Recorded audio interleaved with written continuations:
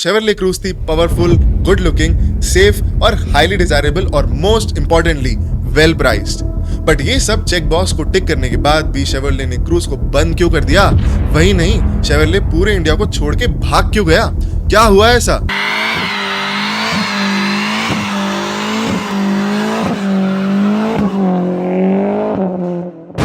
आज हम आपको लेके जा रहे हैं एक ऐसी गाड़ी की कहानी पर जो इंडिया के रोड पे एक अलग ही स्वैग लेकर आई थी। ये थी अमेरिकन, पावरफुल, बिग और मस्कुलर। इनफैक्ट ये थी America's first attempt at catering to the Indian enthusiast driver. हाँ भाई, इस बजट के बाकी गाड़ियों की तरह ड्राइवर रख के चलाने वाली ओल्ड मैन कार नहीं थी ये थी एक फायर ब्रीदिंग बीस्ट, और एंथुसियास्ट लैंग्वेज में इसको बोल सकते हैं डीजल रॉकेट। क्या? Diesel rocket. तो सीट बेल्ट लगाओ दोस्तों, क्योंकि हम बात करने वाले हैं शेवरले क्रूज के बारे में। ओरिजिनली शेवरले क्रूज 2008 में लॉन्च हुई थी, बट क्या आपको पता है क्रूज नाम की शेवरले ऑलरेडी गाड़ियां बेच रहा था 2001 से 2008 तक जापान, ऑस्ट्रेलिया और न्यूजीलैंड में। ये एक छोटी सी लाइट ड्यूटी एसयूवी बनाने की कोशिश कर रहे थे। अब इसको ध्यान से देखो, और अब इसको देखो ध्यान से। ये तो एक्चुअली एक रीबैच सुजुकी इग्निस थी, ये नहीं पुरानी वाली। सच में यार, ये क्या है? थैंकफुली 2008 में इससे मस्त नाम के साथ मस्त गाड़ी भी अटैच हो गई। चलो फेक वाली क्रूज इग्निस पुरानी को हटाओ। असली में शेवरले क्रूज बनी थी 2008 में, और इसकी इंटरनल डेजिग्नेशन थी J300। और ये J300 गाड़ी शेवरले एशिया के लिए बहुत ज्यादा इंपॉर्टेंट थी। मैं बताता हूँ क्यों। पहले तो लेट 2000 में GM, जो शेवरले की पेरेंट कंपनी है, इसकी हालात एशियन कंट्रीज में बहुत बुरी थी, क्योंकि इन मार्केट्स के लिए इनकी स्ट्रैटेजी कुछ अजीब सी थी। इनको लग रहा था कि नॉर्थ अमेरिका में बिकने वाली गाड़ियों को अगर एशियन कंट्रीज में लाएं तो सेल्स नहीं होगी, क्योंकि ये थे थोड़े पावरफुल और थोड़े से महंगे। उनको लगा क्या ही करेंगे इतने पावर लेके एशियन लोग। और ये एटीट्यूड की वजह से शेवरले ने कभी भी अच्छी पावरफुल मसल कार्स या फास्ट कार्स बेचने की कोशिश भी नहीं करी इंडिया जैसी कंट्रीज में। उस टाइम के कोबाल्ट, पोंटियाक G8 जैसे गाड़ियां ना लाकर इन्होंने अपने सबसे सस्ता सेडान लॉन्च किया। इंडिया में ये ऑप्ट्रा के नाम से आई थी, और ये गाड़ी बिल्कुल भी सक्सेसफुल नहीं थी। कम बजट वाले बायर्स के लिए ये ज्यादा महंगी थी, और थोड़े हाई बजट वाले बायर्स के लिए और भी बेटर ऑप्शंस थे, like Hyundai Elantra, Skoda Octavia और होंडा सिविक, जो इसे पावर और फीचर्स में थोड़ा सा नहीं बल्कि कुछ जनरेशंस आगे थे। मुझे तो ऐसा लगता है कि अर्ली 2000s में शेवरले के एनालिस्ट ने आने से पहले देखा ही नहीं इंडियन कार मार्केट को। हम ना इंडिया की गाड़ियों को एक बार एनालाइज करते हैं भाई। ये तो एम्बेसडर लग रही है यार, ये तो पद्मिनी लग रही है मुझे।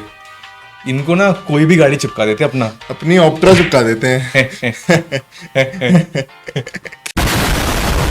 इतना इन्वेस्टमेंट करने के बाद और इतना बड़ा सेल्स फेलियर, स्पार्क और ऑप्ट्रा देखने के बाद शेवरले के दिमाग में बत्ती फाइनली जल गई, और इन्होंने सोचा भाई हम छोटे और सस्ते कार्स बनाने में बहुत बेकार हैं, और सिर्फ अमेरिकन कार नाम से इंडियंस को बिल्कुल फर्क नहीं पड़ता, तो अच्छा खासा पावरफुल सेडान ही लॉन्च कर देते हैं इंडिया में। एटलीस्ट अमीर बायर्स तो खुश हो जाएंगे। तो यही सोचकर बड़ा रिस्क लेते हुए शेवरले ने इंडिया में लॉन्च करी J300 sedan, also known as the Cruze. जब क्रूज लॉन्च हुई थी आपको कैसा लगा? कमेंट में बताइए। इसमें ध्यान रखने वाली बात मेनली ये है कि इस गाड़ी को अगर ज्यादा महंगे प्राइस में लॉन्च किया तो मार्केट में बिल्कुल नहीं चलती। होंडा और स्कोडा इसको शुरू होने से पहले ही खा जाएंगे, और हमेशा की तरह अगर यूएस में या कोरिया में मैन्युफैक्चर कर लें और इंडिया में CKD या CBU राउट से आते तो टैक्सेस के कारण ये गाड़ी वैसी महंगी हो जाती। तो इससे डील करने के लिए GM ने डाला master stroke, make in India. ये मास्टर स्ट्रोक के चक्कर में शेवरले को आगे बहुत दुख और दर्द होने वाला है, बट उसके बारे में आगे बताएंगे। बट अभी के लिए एटलीस्ट क्रूज की प्राइस काफी कम हो गई थी। जब शेवरले ने पहले बार अनाउंस किया कि क्रूज को इंडिया में लेके आने वाले हैं, तो लोगों ने सोचा इसकी स्टार्टिंग प्राइस कम से कम 20 लाख तो होगी। बट 12 अक्टूबर 2009 में मास्टर स्ट्रोक की वजह से इसकी प्राइस बन गई थी सिर्फ और सिर्फ 12.98 लाख। इंडियन कार मार्केट एकदम रेडी था इस गाड़ी को देखने के लिए। पूरे दुनिया भर में धमाल मचाने के बाद ये गाड़ी फाइनली इंडिया आ रही थी। जनरल मोटर्स ने तो एक बड़ा रिस्क लिया था इस गाड़ी को इंडिया में लाके, ऐसे मार्केट में जहां प्राइस पे सबसे ज्यादा फोकस होता है। शेवरले क्रूज कुछ अलग ही करने वाली थी। ऐसा हम नहीं बोल रहे थे, ऐसा GM ने सोचा, और जब आई थी भाई इसने तो सबको हिला के रख दिया था। इंजन की बात करें तो ये गाड़ी बिल्कुल डिसअपॉइंट नहीं किया। शेवी क्रूज एक आतंक मशीन थी। इसका इंजन इतना अमेजिंग था कि एक टाइम पर इसने तो ऑडी A3 को भी चैलेंज कर दिया था, और वो भी आधे दाम पे। अगर आज की डेट में कंपेयर करें तो सोचो, नई होंडा सिटी नई BMW 3 सीरीज को ड्रैग रेस में हरा दे। भाई मेरा तो दिमाग सोच भी नहीं सकता। क्या आपको भी लगता है न्यू सिटी में और पावर देनी चाहिए? तो कमेंट्स में बताइए। इंजन की बात कर ही रहे हैं तो थोड़ा सा स्पेसिफिकेशन के बारे में बात कर लेते हैं। क्रूज की दोनों वेरिएंट LT और LTZ में आती थी टर्बो डीजल 1998 सीसी इंजन जो प्रोड्यूस करता है एक अमेजिंग 164 bhp और SUV जितनी 360 न्यूटन मीटर ऑफ टॉर्क। पता नहीं क्या जरूरत थी इतनी टॉर्क की एक फैमिली सेडान में। 0 से 100 तक पहुंचने में सिर्फ 9.7 सेकंड लगते थे और top speed 184 kilometre per hour. यार ये तो हाईवे का बादशाह निकला। उस टाइम पे ये पावर इंडिया में किसी भी सेडान के लिए बहुत ज्यादा था। नो वंडर लोग इसको डीजल रॉकेट के नाम से जानते हैं। और सिर्फ यही नहीं, जहाँ पिछले वाला क्रूज गंदा सा जापानीज इकोनॉमी कार लगता था, नई वाली क्रूज थी एक्सपोर्टी और स्टाइलिश लुकिंग सेडान। बाहर से दिखने में तो ये गाड़ी बिल्कुल मॉडर्न अमेरिकन मसन लगती थी। क्राउड में अलग से दिख जाती थी ये गाड़ी। आगे से large and aggressive front grille देखकर पूरा स्पोर्ट्स कार वाली फील आती थी और गाड़ी के प्रोपोर्शंस थे बिल्कुल perfect. Long hood, shock back और रेक ग्रीन हाउस मिलाकर क्रूज को दिखने में बहुत ही शानदार बना देते थे। एरोडायनामिक्स भी सही, स्टैंड्स भी सही, व्हील साइज भी बड़ी। फेंडर्स और डोर्स पे जो लाइन है इसके मस्कुलर लुक को और भी हाईलाइट कर देती थी। अगर इस गाड़ी को मैं किसी बॉलीवुड सेलिब्रिटी से कंपेयर करूं तो ये बिल्कुल सलमान खान की तरह मसल भी और स्वैग भी। क्रूज को देख के पहली नजर में लोग फ्लैट हो गए थे। ये सब तो ठीक है भाई, बट हम भारतीय लोगों को मांगते हैं फीचर्स। क्रूज सिर्फ बाहर से ही नहीं अंदर से भी एकदम लोडेड थी। लेदर सीट्स इतनी कंफर्टेबल कि आप अपने घर के रिक्लाइनर को भूल जाओगे। Segment leading interior features such as Bluetooth connectivity, touch screen, rear parking cameras, rain sensing wipers, keyless entry और क्रूज में क्रूज कंट्रोल भी थी। आज की डेट में ये सब स्टैंडर्ड लग्जरी फीचर्स लग सकता है, पर हम बात करें 2009 में, आज से 15 साल पहले। ऑल्सो क्रूज में मेरी फेवरेट फीचर थी बहुत सारा लेग रूम। इतना स्पेस कि अमिताभ बच्चन भी स्ट्रेच करके बैठ सकते हैं। अंदर की तरफ ये गाड़ी एकदम सिंपल थी और इम्पैक्टफुल डिजाइन के साथ आती थी। सेंटर कंसोल पे तो सारा का सारा इलेक्ट्रॉनिक्स था जिससे लगता था कि कोई आप प्लेन की कॉकपिट में बैठे हैं। आजकल सेफ्टी की बात करना मैंडेटरी हो गया है। सेफ्टी फीचर्स के मामले में तो शेवरले ने कमाल ही कर दिया था। क्रूज के अंदर आता था ABS, dual airbag, front fog lamp, बच्चे की सीट लगवाने की जगह साइड एयरबैग्स और एक्सीडेंट हो गया तो ऑटोमेटिक डोर अनलॉक। सब कुछ था इस गाड़ी में।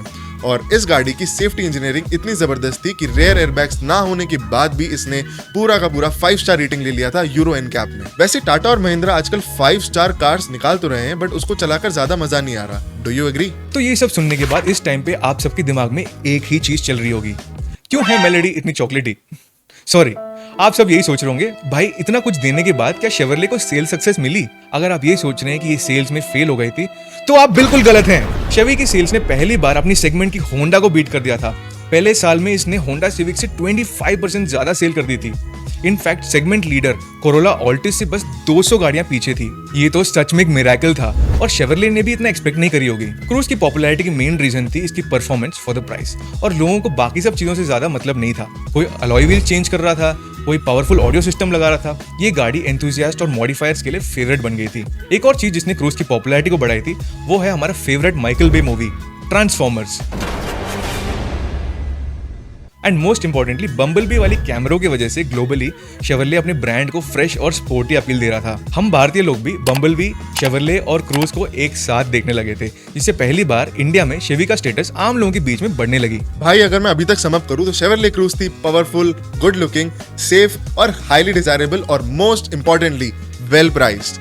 बट ये सब चेक बॉक्स को टिक करने के बाद भी शेवरले ने क्रूज को बंद क्यों कर दिया? वही नहीं, शेवरले पूरे इंडिया को छोड़ के भाग क्यों गया?